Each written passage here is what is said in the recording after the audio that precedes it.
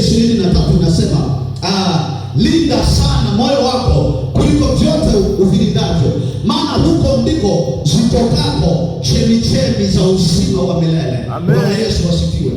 Linda sana moyo. Sasa tunapoongelea moyo, tunaongelea makazi ya roho. Amen. Tunapoongelea moyo, tunaongelea makazi ya roho. Roho zinakaa katika moyo. Ndio maana mtu anaweza kusema amechanganya au hajachanganyikiwa, anatumia mahali pengine. Mtu anaweza kusema moyo wake ni mbaya sana, anamaanisha roho yake iliyoko. Maana mahali ambapo roho anakaa katika moyo, na ndio maana wanasema kimtiacho unajisi mtu ni kile kinachomtoka ndio kinaonyesha moyo wake umejazwa na vitu gani. Bwana Yesu asifiwe. Haleluya, haleluya. Kwa hiyo mawazo ambayo mtu anayo ni asili yake, ama mahali pake pa kutulia ni katika moyo.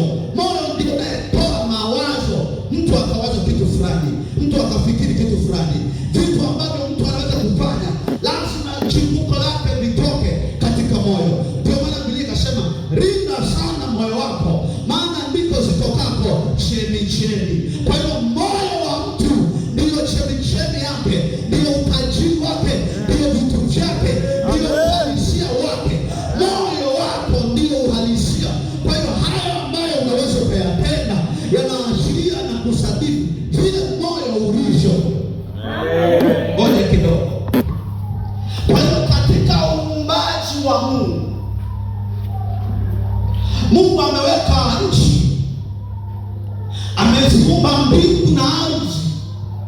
Roho ya Bwana ikatulia katika vilindi vya maji. Kimsingi ni nini? Roho akaanza kufikiri vitu gani vinatakiwa kutendeka. Roho anawaza akiona. Halo. Roho akaanza kutazama na kuona kwamba kitu gani kinatakiwa kufanyika. Kwa hiyo mwanzo wa jambo unatengenezwa ama unaumbwa katika moyo. Roho yako ndio inayoumba kwanza jambo kabla hujalitamka, kabla hujalisema, kabla hujaanza kulitekeleza, kabla hujaanza kufanya chochote. Asili ya jambo iko katika moyo. Amen.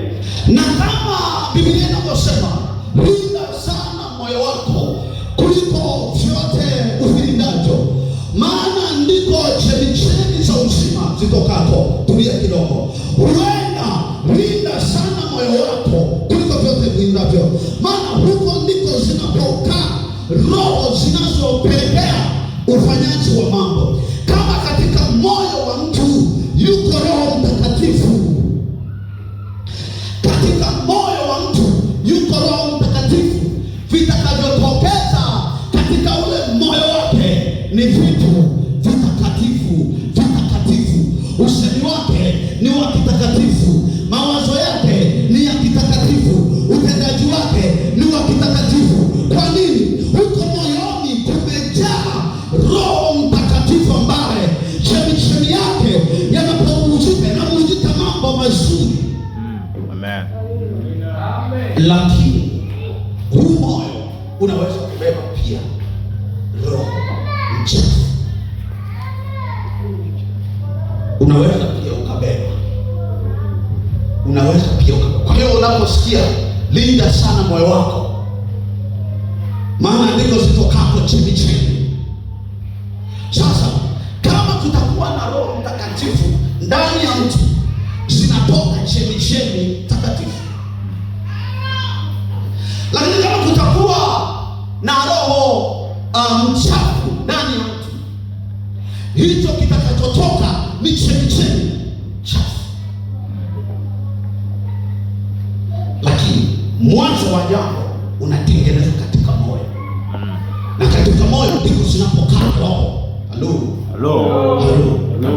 Biblia inasema roho ya Bwana ikawa imetulia juu ya vilindi vya maji.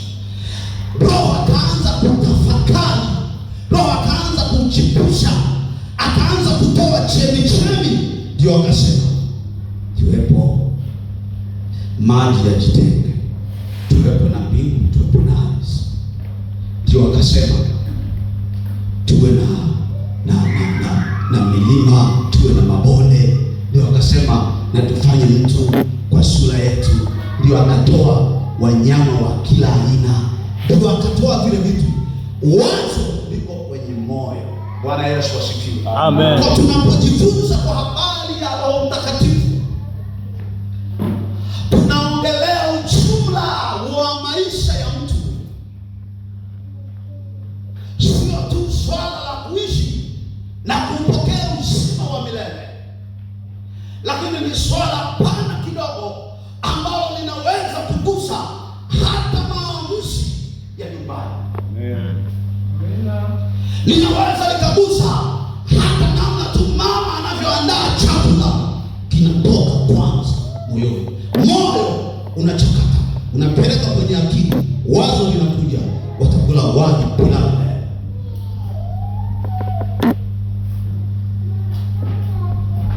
Jumla ya vitu ambavyo tunaviona namna hii vilianza katika roho ya Mungu.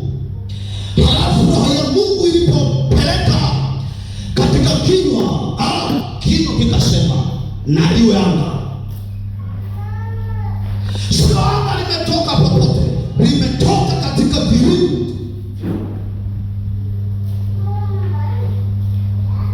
Wewe unapotaka kufanya jambo, kinachoanza ni moyo.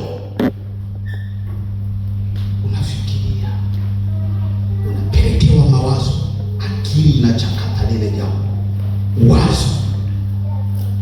Bwana Yesu asifiwe. Amen. Haleluya.